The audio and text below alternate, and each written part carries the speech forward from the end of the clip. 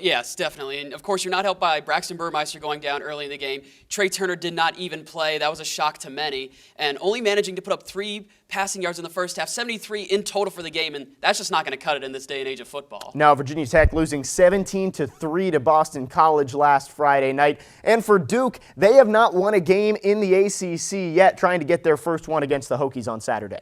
Well, Jake, it all comes back to consistency. This is a Duke team that started the year 3-1 on the season. You said it yourself, on a 5-game skid currently, and a defense that's giving up nearly 500 yards a game and an offense that's turned it over 17 times on the season. But this Duke team, they were hanging tough against Pittsburgh. They beat Northwestern earlier to start this year. They're like a box of chocolates. You just never know what you're going to get with this Blue Devil squad. Well, then they've struggled against ACC teams. Wake Forest, UVA, and UNC combined outscoring Duke by 121-14 final score. So has not been good for the Blue Devils, but still trying to get their first win in the ACC on Saturday against a very banged-up Virginia Tech team. And for more on the Hokies' injuries, we send it down to Will Lachlan.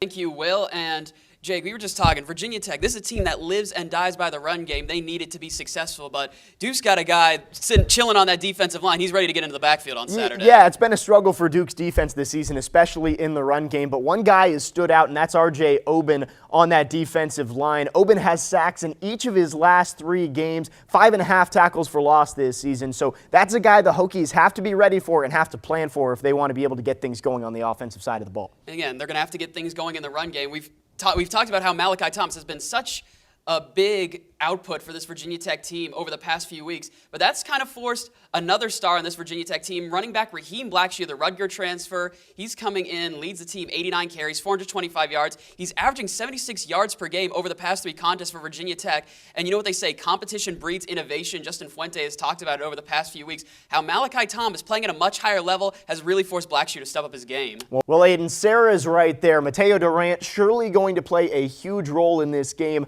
against Virginia Tech, and I know that's a big key for the Blue Devils, is establishing him and that run game. Well, of course, you look at the keys to the game. Duke, it goes hand in hand. They're going to have to establish their own run game, establish Mateo Durant, keep that Virginia Tech defense on their heels, but then they're going to have to simultaneously take away Virginia Tech's run game, keep guys like Malachi Thomas and Raheem Blackshear hemmed in the backfield, and really force the Hokies to air it out. Well, and that's the key for Virginia Tech. You can't win this game if you have to rely solely on Malachi Thomas and Raheem Blackshear. You have to get contributions from whoever is playing quarterback, and then on the defensive side, the Hokies need Amari Barno, Jordan Williams, Narell Pollard to get to the quarterback, put some pressure on Gunnar Holmberg if they're going to win this game. Yeah, and another key that we didn't include on their partner was this Virginia Tech crowd. Last home game of the season, senior day, going to be a raucous atmosphere as always. For Duke, it's going to be key to take that crowd out of the game early. And for more on that, we have Giovanni Heater.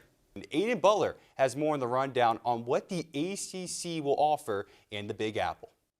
Thanks, fellas. You know, as much as we talk about it maybe being a down year for the ACC, this conference has never been short on star-studded talent, and I think we'll see a lot of the stars come out to shine in this tournament this weekend. Some players to watch that have the potential to have big weeks. For Duke, likely the last one and done for head coach Mike Krzyzewski, Paolo Banchero, coming into the tournament, averaging 16.9 points per game and 7.8 rebounds on the season. Meanwhile, the UNC Tar Heels, the walking highlight reel that is Armando Bacot. I don't know how you average a double-double on the season, but he's done it. 16 points per game on average to go with 12 rebounds. Meanwhile, for Notre Dame and Wake Forest, 2 guys that haven't put up big numbers each week but have been consistent. For the Irish, it's Blake Wesley averaging 14.9 points per game. And for the Demon Deacons, it's Davian Williamson averaging 12 points per game on the season. Meanwhile, away down south in Florida, Miami Hurricanes, you can't go wrong with Isaiah Wong, 14 points on average per game, along with 3 rebounds. And the motor that runs the Virginia Tech Hokies, it's Keve Aluma, 15.6 points per game to go with 6.5 rebounds. I think each of those players has the ability to have big weeks as each team looks to make their mark on the ACC tournament. A lot of exciting basketball coming up. Hopefully a lot of teams can make a run in the NCAA tournament. I sure am excited. They call it March Madness for a reason. Back to you guys. So here comes Gavin Cross for the Hokies. We harped on in the pregame, partner, how much he would love to kind of come out and dominate this one today, but only the one single to his name. Yeah, this is a part of the game where he could do some serious damage. Everyone's starting to settle down. You see the third baseman drifting out in the left field, so they got the overshift again. I would like to see him try and drop a bunt down the third base line. He's got some speed. It would be another good infield single for him to keep going. Lefty Gavin Cross shows bunt, reels back last second, just outside, so it will be a 1-0 count for Cross. Best part about that is that the shortstop, or third baseman, I guess, essentially didn't even bat an eye. As Knox, wind-up pitch. First one outside, that one low and inside. 2-0 count for Cross. And Gavin Cross already dangerous with a bat in his hands. If he's ahead of the count, you know he's going to give himself the green light to basically send it over the fence. Knox, wind-up pitch. Cross nearly swung at it. It's inside, a 3-0 count. Cross well ahead of it. Now, he might get the green light here, but I would not be surprised if he used this green light to try and drop that bunt down the third base line. Knox, wind-up pitch inside, and Cross will take a leisurely stroll through the crisp winter air. So the Hokies do get a man on base. Gavin Cross with the walk. And that will signal on. Tanner Schobel will be his third at-bat today. Does have 1 run and 1 walk. Does not have a hit on the day, however. Did have 1 hit and 4 RBIs yesterday for Virginia Tech in the 12-0 victory over Fordham. Again, this game 2 of a 3-game series. Wind-up pitch. Cross trying to steal second. He makes it back just in the nick of time. Finley's right foot was off the base. So a 1-0 count for Schobel.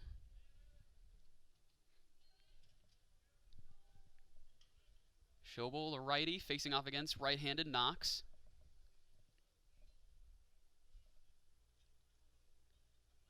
Knox says, keeping Gavin Cross honest, has to dive back on the bag again. Cameron Knox looking on. An anxious and cold Hokie crowd here. Schobel, that one ricochets.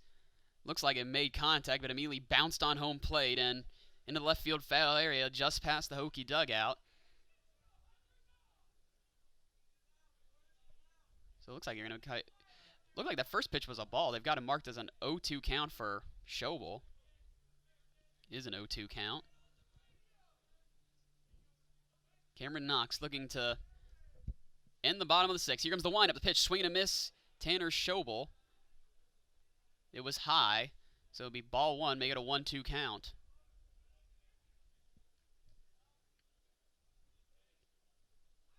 Would shut out the Hokies for the 3rd inning today. If Cameron Knox can get the out on Schobel here. And thrown back to Gavin Cross, and Lindley dropped it. Finley dropped it. Gavin Cross streaking towards second base into scoring position.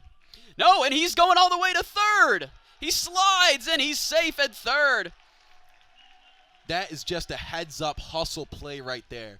Kid stole the bag on the pickoff play, saw that they were kind of getting lazy and just lobbing it back to the pitcher after knowing they gave up the bag. And what does he do? He turns his head and fires over to third base. That is just heads-up stuff right there. Finley dropped that pop fly foul area, which would have been an out on Nick Biddison. The Rams may be coming a little bit complacent here.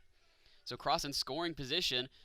Here's the windup pitch. Schobel deep to left field. Going. It is gone for Tanner Schobel. Home run Hokies. The Hokies needed a lift, and they sure got it, courtesy of the shortstop, Tanner Schobel. And the Hokies will take a 5-run lead on the Rams. It's hammer time. What else could you ask for? Cross getting the team fired up, and looks like his work on the base paths never mattered because they took him deep. Tanner Schobel down in the count, and I don't know if it was that win, but partner, you've been harping on it all game. It looks like gave it a bit of carry as it curved all the way into the left field corner. So the home run and the RBI for Tanner Schobel, and the Hokies are up 7-2 now, bottom of the 6th.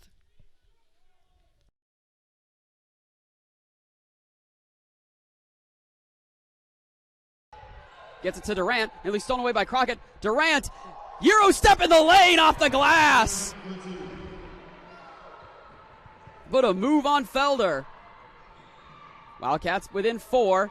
Gerber to a wide open Stevenson. Stevenson, and 1. Right back at you, says Stevenson. Wow, what a take.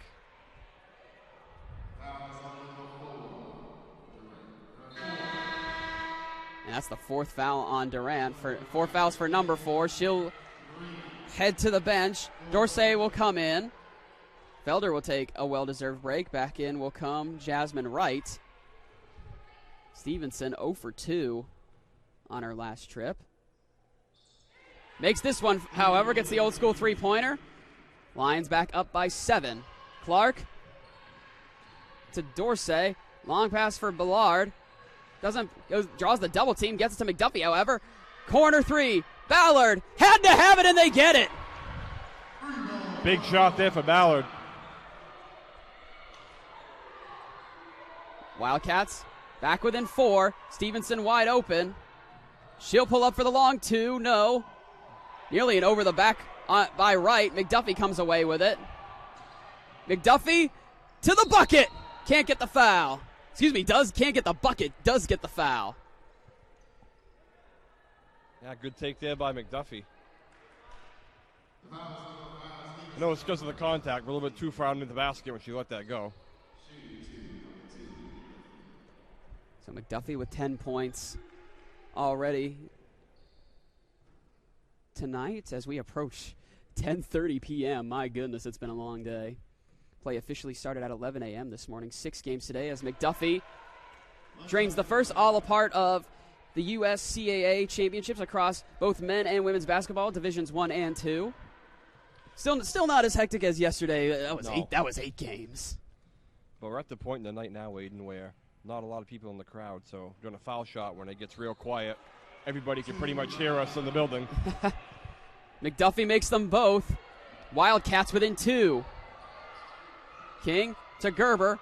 Gerber, Stevenson. Stevenson, she wants to drive on Pollard. Drew the foul. Ballard with the foul there, and you just have to be tougher on that drive. Can't surrender any ground, and Ballard was given it. Stevenson made her lone bucket on the last one. Shot up. No, rattles in and out.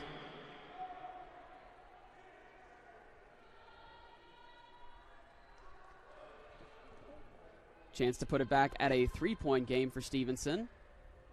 Shot up. That one rolls home, 49-46. Clark has it under a minute to go in the third. Clark to Ballard, right back to Clark. To Ballard. Inside for White. Tough take, no. Drew the foul. Late call, but I think it was the right one. It looks like Jasmine Wright, and yep.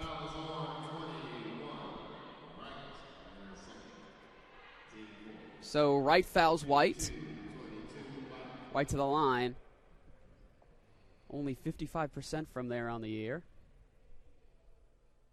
Shot up, shot down. Wildcats back within 2.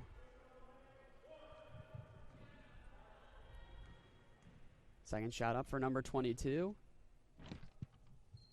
This one gets it as well, 2 for 2. They're back within 1. So Jasmine Wright off that foul will step out. Back in will come Shirley Valentin. This is setting up to be an exciting fourth quarter. Ooh, you're telling me. So to preserve clock, they'll roll it out. Nadia King. 40 seconds to go. Valentin to King. To Crockett. Thought about the 3. She'll drive. Threw it away. Right to Joya White. Wildcats want to push in transition. Trying to drive the baseline. Kick out for Ballard. Can she hit again? You bet she can! Wildcats back on top, 51-49. 20 seconds to go in the third. Big shot after big shot from Ballard. Lions likely to hold for last shot here. King has it. Right wing Crockett. Back up top for King. Inside for Stevenson. Stevenson. Drive. Somehow. Someway got it. We're tied. 3 seconds to go. Clark at the horn. McDuffie at the buzzer. No. And we will stay tied at the end of 3. Wow.